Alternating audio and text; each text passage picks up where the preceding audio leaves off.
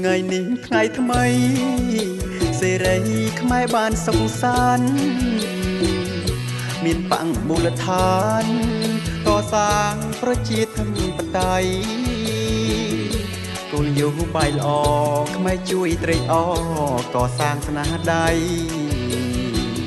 មានគុណដំណៃសាមគ្គីភាព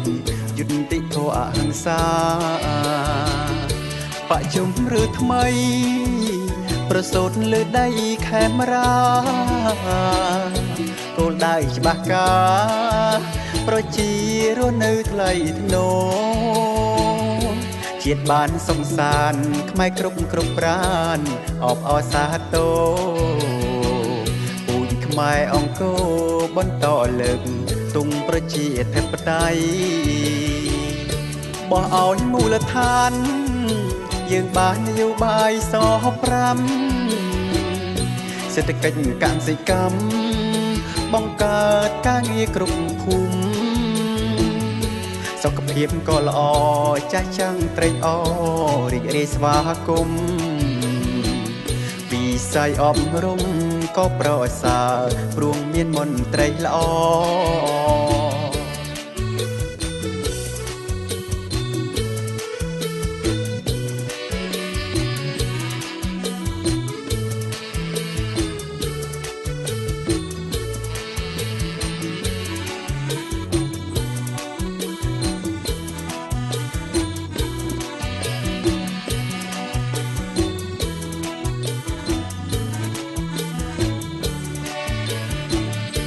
ថ្ងៃនេះថ្ងៃថ្មី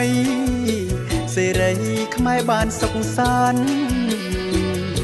មានបង្មូលដ្ឋានកសាងប្រជាធិបតេយ្យគោលយោបាយល្អខ្មែរជួយត្រេកអរកសាងស្នាដៃមានគុណដំណៃសាមគ្គីភាពយុត្តិធម៌អហិង្សាបច្ចុប្បន្នឬថ្មីប្រសូតលើដីខេមរាគោលដៅច្បាស់ការប្រជារស់នៅថ្លៃថ្នូរ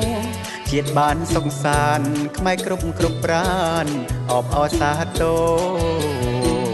ពូជខ្មែរអង្គរបន្តលើកទង់ប្រជាធិបតេយ្យបោះឲ្យមូលដ្ឋានយើងបាននយោបាយស5សេដ្ឋកិច្ចកសិកម្ម